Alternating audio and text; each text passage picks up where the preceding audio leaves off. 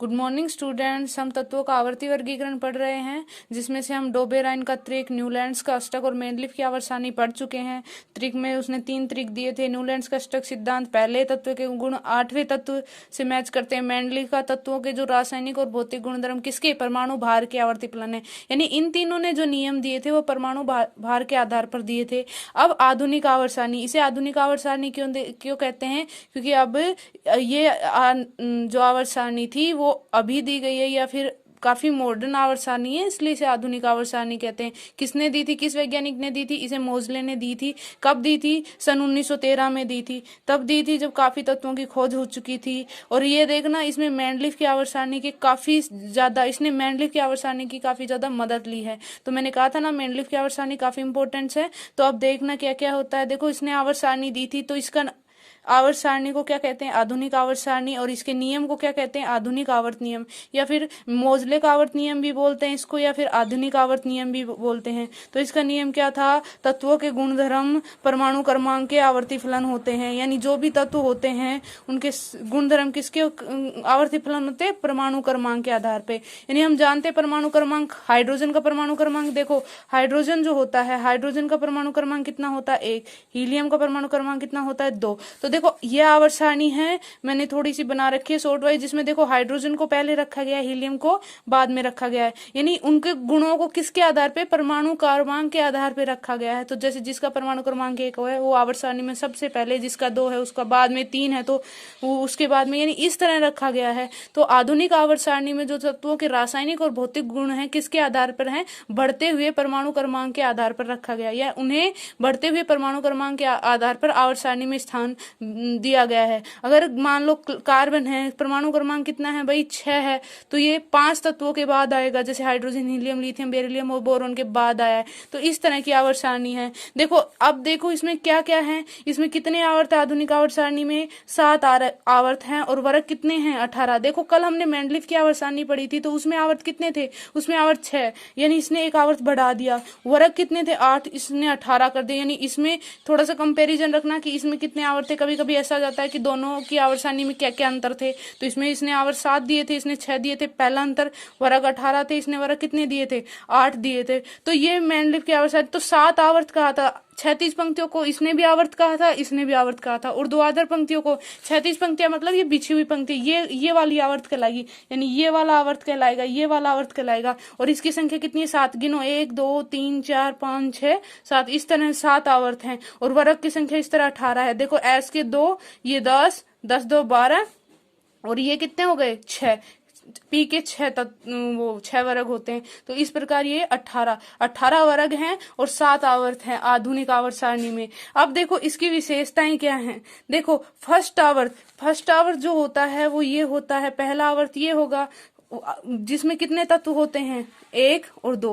देखो, आवर्त में हमेशा बाएं से दाएं चलते हैं और वर्ग में हमेशा ऊपर से नीचे चलते हैं। तो आवर्त में जब बाएं से दाएं चलते हैं तो यहां से स्टार्ट किया, यहां पहुंचे। कितने तत्व हैं पहले आवर्त में? 2 तत्व होते हैं। तो पहले आवर्त में 2 तत्व होते हैं, इसलिए इसे अति लघु आवर्त कहा जाता है। ठीक है। और इसको एस कक्षक भी कहा जाता है, मतलब ये हम बाद में बात करेंगे एस पी, क्योंकि इसमें एक्स कक्षक उपस्थित होता है पहले आवर्त में, ओनली एस कक्षक होता है पहले आवर्त में। दूसरा और तीसरा आवर्त जो होता है उसमें 8 तत्व होते हैं। दूसरा और तीसरे में 8 तत्व होते हैं। क्या कहते हैं? लघु आवर्त कहते हैं उसको। इसमें एस और पी कक्षक दोनों उपस्थित होते हैं। चौथे और 5वें आवर्त में 18 तत्व होते हैं, इसको दीर्घ आवर्त कहते हैं। क्यों? क्योंकि इसमें डी कक्षक भी उपलब्ध हो जाता है। और छठे और 7वें में 32 तत्व होते हैं, इसलिए अति दीर्घ आवर्त कहते हैं, एफ कक्षक।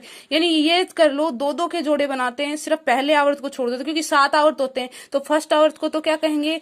अति लघु आवर्त। दूसरे और तीसरे को अब 2 के जोड़े बनाने लग जाओ। दूसरे और तीसरे में 8 तत्व होते हैं, कौन सा लघु आवर्त कहलाएगा? अति लघु के बाद कौन सा आवर्त? लघु आवर्त। फिर चौथे 5वें में 18 तत्व होते हैं, इसको दीर्घ आवर्त कहते हैं। और छठे और 7वें में 32 तत्व अति दीर्घ। यानी सबसे पहले अति लघु, फिर लघु आवर्त, फिर दीर्घ आवर्त, फिर अति दीर्घ आवर्त। तो इस तरह आवर्त के नाम है। पहले को क्या कहेंगे, दूसरे तीसरे आवर्त को क्या कहेंगे, तो ये इनके नाम है। और कितने कितने तत्व होते हैं? पहले में 2 होते हैं, दूसरे तीसरे में 8 होते हैं, चौथे 5वें में 18 और छठे 7वें में कितने होते हैं? 32 होते हैं। पहले में आवर्त में केवल एस कक्षक उपस्थित होता है, दूसरे तीसरे में एस और पी, चौथे पांचवे में फिर एस पी डी कक्षक और छठे और सातवें में एफ कक्षक भी उपस्थित हो जाते हैं। यानी एस पी डी एफ चारों कक्षक छठे सातवें में उपस्थित होते हैं। ठीक है, अब देखो आवर्त में हमेशा बाएं से दाएं जाया जाता है और बाएं से दाएं जाते हैं तो सिर्फ एक इलेक्ट्रॉन बढ़ता है। देखो हाइड्रोजन था और ये क्या है, हीलियम है।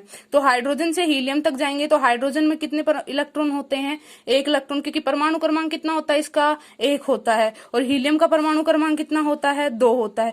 तो जो परमाणु क्रमांक होता है उतने इलेक्ट्रॉन होते हैं, तो इसमें इलेक्ट्रॉन की संख्या कितनी होगी, 1, और इसमें इलेक्ट्रॉन की संख्या कितनी होगी, 2।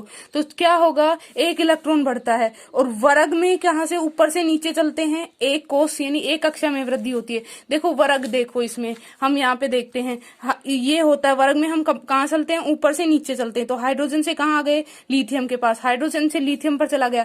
हाइड्रोजन का परमाणु क्रमांक कितना है, 1, और लिथियम का परमाणु क्रमांक कितना है, 3। अब हम अगर इसका इलेक्ट्रॉनिक विन्यास लिखें तो इसमें तो भाई 1 ही बनेगा, और इसको क्या लिख सकते हैं, 2 और 1, क्योंकि वो कौन से नियम से इलेक्ट्रॉन भरे जाते, 2 8 8 बताया था ना, 2 8 8 18 इस तरह भरे जाते हैं। तो देखो पहले में 1 है और इसमें 2 और 1, तो यानी इसका जो हाइड्रोजन का आरेख बनेगा, हम आरेख बनाएंगे हाइड्रोजन का, तो ये लो हाइड्रोजन का आरेख और 1 इलेक्ट्रॉन बना दिया।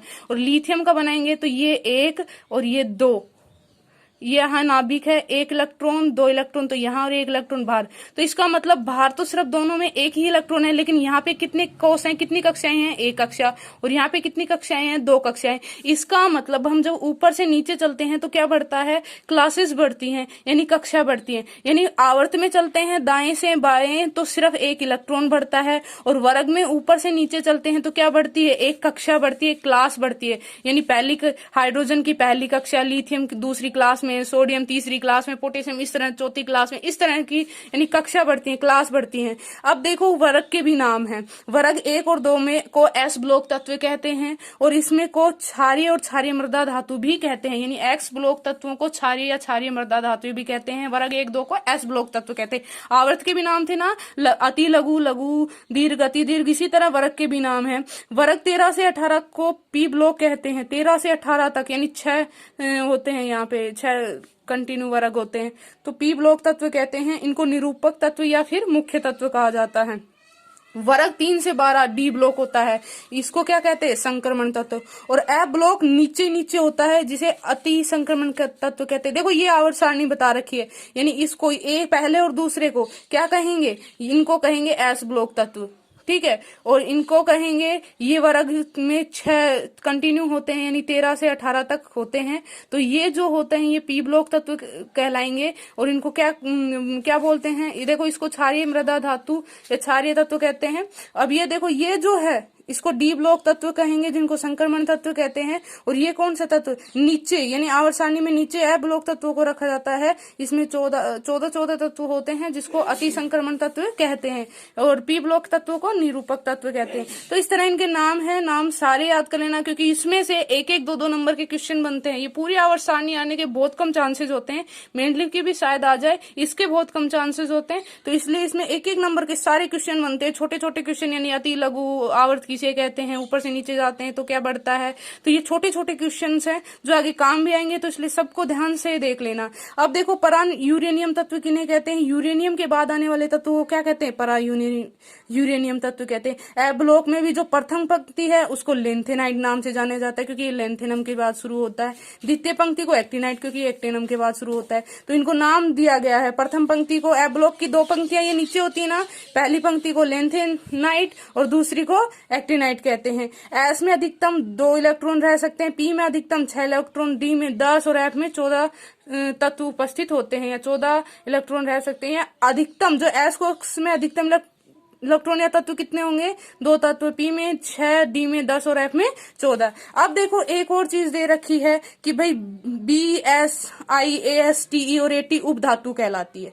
यानी आवर्त सारणी में ऐसा होता है कि B S I S T E और ए टी ये उप धातु कहलाती हैं। इसके बाईं ओर धातु होती हैं और दाईं ओर उप धातु होती है। यानी यहाँ से होता है, देखो ये रहा, यहाँ से स्टार्ट होता है बी, यहाँ पे होगा सी डी नुमा संरचना होती है, एस आई इस तरह सी डी नुमा संरचना होती है। इस तरह सीडी तो देखी होगी, इस तरह बनी हुई होती है। आवर्त सारणी में इस तरह बना भी हुआ है, टेढ़ी मेढ़ी रेखा सीडी नुमा लाइन होती है, जिसको क्या कहते हैं, ये उपधातुएं होते हैं। इसके बाई तरफ यानी इधर तो धातुएं होती है, यानी इस साइड में तो धातु होंगी और इस साइड में क्या होंगी, अधातु होंगी, और ये क्या कहलाती हैं, ये उपधातु कहलाती हैं। उपधातु कौन कौन सी, कभी कभी कह देते हैं आवर्त सारणी में उपधातुओं के नाम बताइए, तो उपधातु याद करने की ट्रिक है बैंगन सी एस तेरी एठे, मतलब ये थोड़ा सा वो है, बैंगन सी एस तेरी एठे, बैंगन बी बन गया, सी एस आई, एस से ए एस, और तेरी टी ई, और एठे से ए टी बन गया। तो ये इसकी याद करने, कभी कभी ऐसा पूछा जाता है कि उपधातु किसे कहते हैं। तो ये हमारी जो थी वो आधुनिक आवर्त सारणी है।